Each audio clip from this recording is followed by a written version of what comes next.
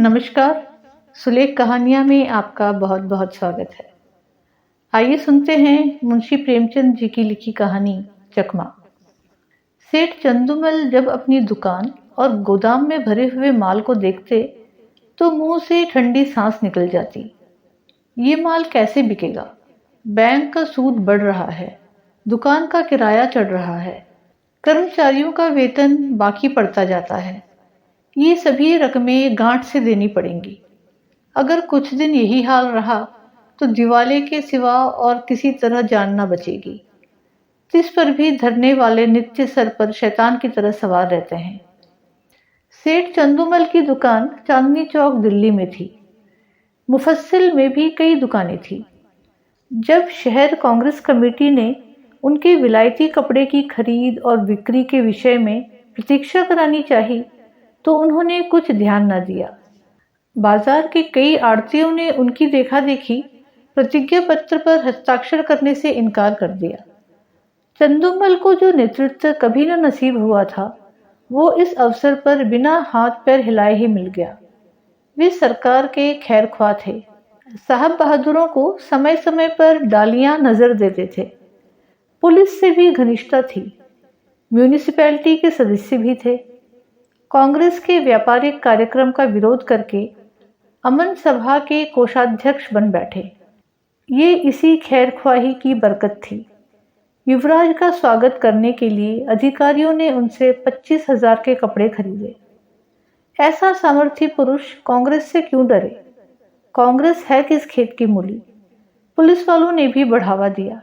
मुआहिदे पर हरगिज दस्तखत ना कीजिएगा। देखें ये लोग क्या करते हैं। एक एक को जेल न भिजवा दिया तो कहिएगा। लाला जी के हौसले बढ़े। उन्होंने कांग्रेस से लड़ने की ठान ली। उसी के फलस्वरूप 3 महीनों से उनकी दुकान पर प्रातःकाल से 9 बजे रात तक पहरा रहता था। पुलिस दलों ने उनकी दुकान पर वॉलंटियर को कई बार गालियां दी, कई बार पीटा। खुद सेठ जी ने भी कई बार उन पर बाण चलाए, परंतु पहरे वाले किसी तरह न डरते थे। बल्कि इन अत्याचारों के कारण चंदूमल का बाजार और भी गिरता जाता। मुफस्सिल की दुकानों से मुनीम लोग और भी दुराशाजनक समाचार भेजते रहते थे। कठिन समस्या थी। इस संकट से निकलने का कोई उपाय न था।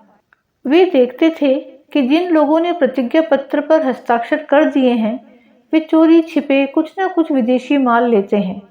उनकी दुकानों पर पहरा नहीं बैठता। ये सारी विपत्ति मेरे ही सर पर है। उन्होंने सोचा, पुलिस और हाकिमों की दोस्ती से मेरा भला क्या हुआ? उनके हटाए ये पहरे नहीं हटते। सिपाहियों की प्रेरणा से ग्राहक नहीं आते। किसी तरह पहरे बंद हो जाते तो सारा खेल बन जाता। इतने में मुनीम जी ने कहा, लाला जी ये देखिए, कई व्यापारी हमारी तरफ आ रहे थे। पहरे वालों ने उनको ना जाने क्या मंत्र पढ़ा दिया, सब चले जा रहे हैं। चंदूमल, अगर इन पापियों को कोई गोली मार देता तो मैं बहुत खुश होता। ये सब मेरा सर्वनाश करके दम लेंगे। मुनीम, कुछ हटी तो होगी। यदि आप प्रतिज्ञा पत्र पर हस्ताक्षर कर देते तो ये पहरा उड़ जाता। तब हम भी ये सब माल किसी न किसी तरह खपा देते। चंदूमल, मन में तो मेरी भी यही बात आती है, पर सोचो अपमान कितना होगा।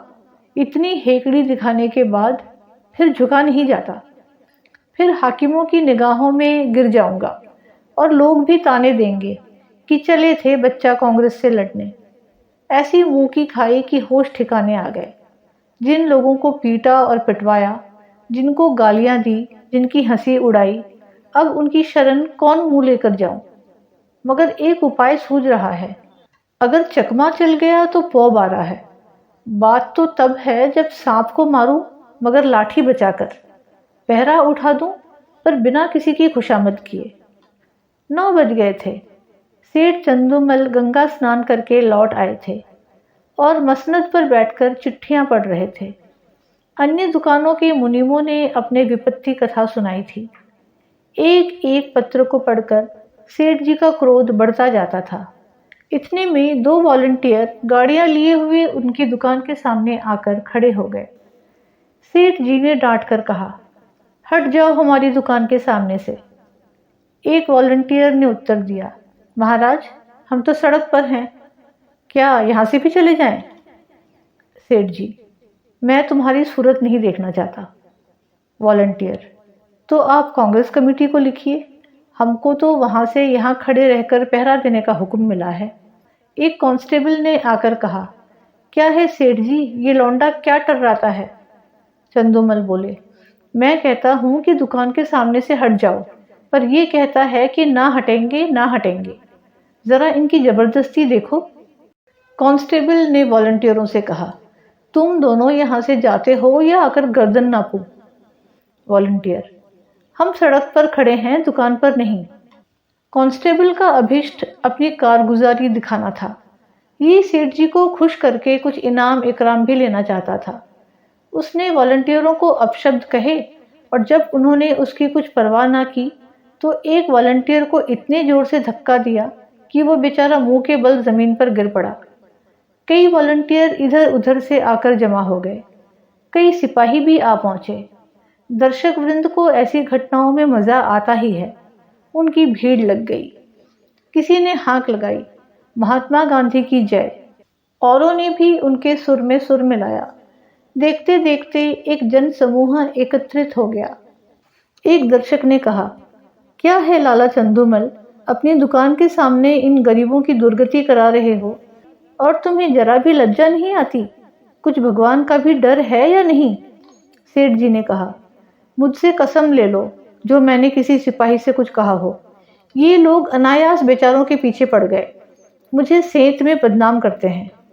एक सिपाही, लाला जी आपने ही तो कहा था कि ये दोनों वॉलंटियर मेरे ग्राहकों को छेड़ रहे हैं, अब आप निकल जाते हैं। चंदूमल, बिल्कुल झूठ, सरासर झूठ, 16 आने झूठ। तुम लोग अपनी कारगुजारी की धुन में इनसे उलझ पड़े। ये बेचारे तो दुकान से बहुत दूर खड़े थे, ना किसी से बोलते थे न चालते थे। तुमने जबरदस्ती ही इन्हें गर्दनी देनी शुरू की। मुझे अपना सौदा बेचना है कि किसी से लड़ना है? दूसरा सिपाही, लाला जी हो बड़े होशियार, मुझसे आग लगवा कर आप अलग हो गए। तुम ना कहते तो हमें क्या पड़ी थी कि इन लोगों को धक्का देते। दरोगा जी ने भी हमको ताकीद कर दी थी कि सेठ चंदूमल की दुकान का विशेष ध्यान रखना, वहां कोई वॉलंटियर ना आए। तब हम लोग आए थे। तुम फरियाद ना करते तो दरोगा जी हमारी तैनाती ही क्यों करते? चंदूमल, दरोगा जी को अपनी कारगुजारी दिखानी होगी, मैं उनके पास क्यों फरियाद करने जाता? सभी लोग कांग्रेस के दुश्मन हो रहे हैं, थाने वाले तो उनके नाम से ही जलते हैं। क्या मैं शिकायत करता तभी तुम्हारी तैनाती करते? इतने में किसी ने थाने में इत्तला दी। कांस्टेबल और वॉलंटियरों में मारपीट हो गई। कांग्रेस के दफ्तर में भी खबर पहुंची। जरा देर में मैं सशस्त्र पुलिस के थानेदार और इंस्पेक्टर साहब आ पहुंचे। उधर कांग्रेस के कर्मचारी भी दल बल सहित दौड़े। समूह और बढ़ा। बार बार जयकार की ध्वनि उठने लगी। कांग्रेस और पुलिस के नेताओं में वाद विवाद होने लगा। परिणाम ये हुआ कि पुलिस वालों ने दोनों को हिरासत में लिया और थाने की ओर चले। पुलिस अधिकारियों के जाने के बाद सेठ जी ने कांग्रेस के प्रधान से कहा, आज मुझे मालूम हुआ कि ये लोग वॉलंटियरों पर इतना घोर अत्याचार करते हैं। प्रधान, तब तो 2 वॉलंटियरों का फंसना व्यर्थ नहीं हुआ। इस विषय में अब तो आपको कोई शंका नहीं है कि हम कितने लड़ाकू, कितने विद्रोही, कितने शांति भंगकारी हैं। ये तो आपको खूब मालूम हो गया होगा। चंदूमल, जी हाँ, मालूम हो गया। प्रधान, आपकी शहादत तो अवश्य ही होगी। चंदूमल, होगी तो मैं भी साफ साफ कह दूंगा, चाहे बने या बिगड़े। पुलिस की सख्ती अब नहीं देखी जाती। मैं भी भ्रम में पड़ा हुआ था। मंत्री, पुलिस वाले आपको दबाएंगे बहुत। चंदूमल, एक नहीं 100 दबाव पड़े, मैं झूठ कभी ना बोलूंगा। सरकार उस दरबार में साथ ना जाएगी। मंत्री, अब तो हमारी लाज आपके हाथ है। चंदूमल, मुझे आप देश का द्रोही ना पाएंगे। यहाँ से प्रधान और मंत्री तथा अन्य पदाधिकारी चले तो मंत्री जी ने कहा, आदमी सच्चा जान पड़ता है। प्रधान संदिग्ध भाव से, कल तक आप ही सिद्ध हो जाएगा। शाम को इंस्पेक्टर ने लाला चंदूमल को थाने में बुलाया और कहा, आपको शहादत देनी होगी, हम आपकी तरफ से बेफिक्र हैं। चंदूमल बोले, हाजिर हूँ। इंस्पेक्टर, वॉलंटियरों ने कांस्टेबलों को गालियां दी? चंदूमल, मैंने नहीं सुनी। इंस्पेक्टर, सुनी या ना सुनी ये बहस नहीं है। आपको ये कहना होगा कि वो सब खरीदारों को धक्के देकर हटा रहे थे, हाथापाई करते थे, मारने की धमकी देते थे। ये सभी बातें कहनी होंगी। दरोगा जी, वो बयान लाइए जो मैंने सेठ जी के लिए लिखवाया है। चंदूमल, मुझसे भरी अदालत में झूठ ना बोला जाएगा। अपने हजारों जानने वाले अदालत में होंगे, किस किस से मुंह छिपाऊंगा? कहीं निकलने की जगह भी चाहिए। इंस्पेक्टर, ये सब बातें निजी मामलों के लिए हैं। पॉलिटिकल मामलों में झूठ, सच, शर्म और हया किसी का भी ख्याल नहीं किया जाता। चंदूमल, मुंह में कालिख लग जाएगी। इंस्पेक्टर, सरकार की निगाह में इज्जत चौगुनी हो जाएगी। चंदू सोचते हुए, जी नहीं, गवाही ना दे सकूंगा, कोई और गवाह बना लीजिए। इंस्पेक्टर, याद रखिए ये इज्जत खाक में मिल जाएगी। चंदू, मिल जाए, मजबूरी है। इंस्पेक्टर, अमन सभा के कोषाध्यक्ष का पद छिन जाएगा। चंदू, उससे कौन रोटियां चलती हैं? इंस्पेक्टर, बंदूक का लाइसेंस भी छिन जाएगा। चंदू, छिन जाए बला से। इंस्पेक्टर, इनकम टैक्स की जांच फिर से होगी। चंदू, जरूर कराइए, ये तो मेरे मन की बात हुई। इंस्पेक्टर, बैठने को कुर्सी ना मिलेगी। चंदू, कुर्सी लेकर चाटूं? दिवाला तो निकला जा रहा है। इंस्पेक्टर, अच्छी बात है, तशरीफ ले जाइए, कभी तो आप पंजे में आएंगे। दूसरे दिन इसी समय कांग्रेस के दफ्तर में कल के लिए कार्यक्रम निश्चित किया जा रहा था। प्रधान ने कहा, सेठ चंदूमल की दुकान पर धरना देने के लिए 2 स्वयंसेवक भेजिए। मंत्री, मेरे विचार में वहां अब धरना देने की कोई जरूरत नहीं। प्रधान, क्यों? उन्होंने अभी प्रतिज्ञा पत्र पर हस्ताक्षर तो नहीं किए। मंत्री, हस्ताक्षर नहीं किए पर हमारे मित्र अवश्य हो गए। पुलिस की तरफ से गवाही ना देना यही सिद्ध करता है। अधिकारियों का कितना दबाव पड़ा होगा, इसका अनुमान किया जा सकता है। ये नैतिक साहस में परिवर्तन हुए बिना नहीं आ सकता। प्रधान, हाँ, कुछ परिवर्तन तो अवश्य हुआ है। मंत्री, कुछ नहीं महाशय, पूरी क्रांति कहना चाहिए। आप जानते हैं, ऐसे मामलों में अधिकारियों की अवहेलना करने का क्या अर्थ है? ये राजविरोध की घोषणा के समान है।